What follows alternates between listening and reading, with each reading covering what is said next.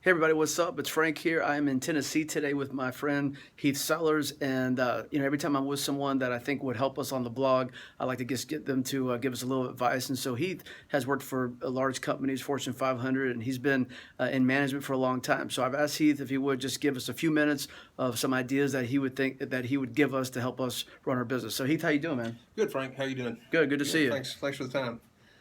No, thanks for letting me have this venue here. I guess I'm an internet sensation now, right? Yes, you So, are. You're oh, big time. yeah, You have hit cool. the big So time. I have, Yes. I've spent 25 years in recruiting, being a recruiter, Cool. running recruiting teams, and I tell you, the biggest thing I've learned is don't be afraid to hire up. If somebody's smarter than you, better than you, that's the person you want to go after. So certainly Okay. don't be afraid to hire up. And so do you find that most people today are uncomfortable in hiring up or? I certainly see that a lot. It's an insecurity, I guess, that I'm going to hire somebody who's better than me, who's going to make me look bad, and Yeah. all they can do is make you look better. Okay. And so when you're looking for people, how do you intentionally hire up? What does that look like? Well, for me, it's not too hard because hiring better than me is pretty easy. So, Okay. it's an exhaustive interview process. Oh, Where we are right now, we go through 12 steps. That includes a minimum of 6 interviews wow. For um, your management team or for everybody? everybody in the house. Yeah. Everybody. So everybody in the company goes through 12-step process. Okay.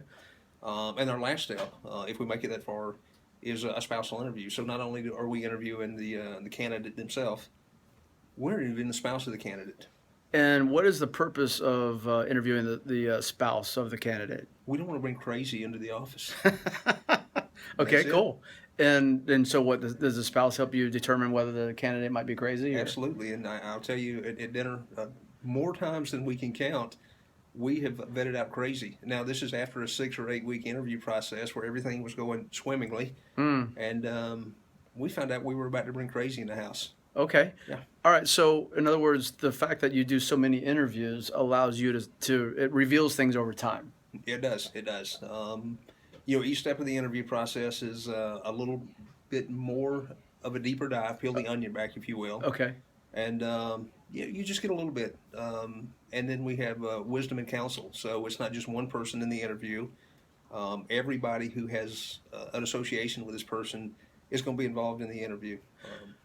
Okay. So then I guess that assumes then that most hiring mistakes are made because we hire the person too quickly. Too fast, absolutely. Okay.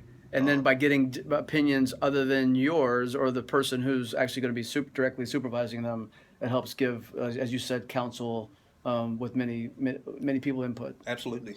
Okay. By doing that, it sounds painful on the front end. Right. An 8 week interview process, really? Wow.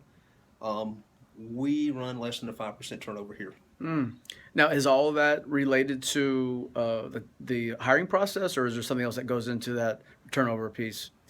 Well, the culture is a big piece here too. Yeah. It's we have built a good culture around here that people enjoy. I'm going to steal from Zig Ziglar if I can. Yeah. Sure. Uh, Go ahead. I get You to won't go, mind. I get to go to work. I don't have to go to work. Yeah. So that's the culture we built around here. Okay. And that culture is built by taking your time, making sure that you have the right people on the team that's buys into your culture, your values. Not only do they buy into it, they actually help us propel the culture and carry on the culture too. So Okay. um, Okay, so you can't do it quick. If you're those people that are, if you're trying to change the culture in your company, it doesn't happen by just hiring people quickly. You got to take your time and get multiple voices around the table to, give their input, and that way, and unbiased, and that way you're making a decision that the group feels good about. absolutely, absolutely. And if the group doesn't feel good about it, more times than not, we don't go forward.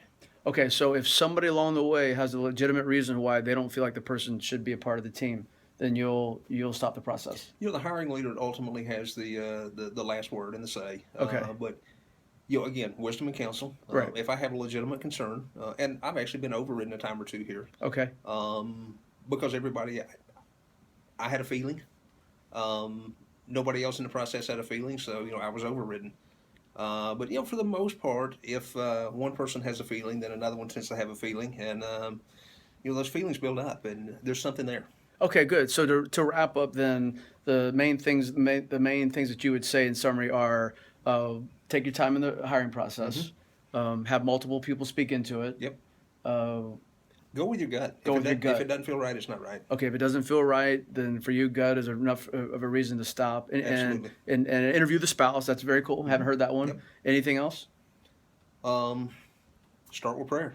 Start with prayer. Good wisdom. Heath, thanks so much, man. Appreciate your help for the Hey. blog and for just helping us do a better job of running our businesses. Frank, appreciate it. Thanks for the Okay, time. have a good day, guys.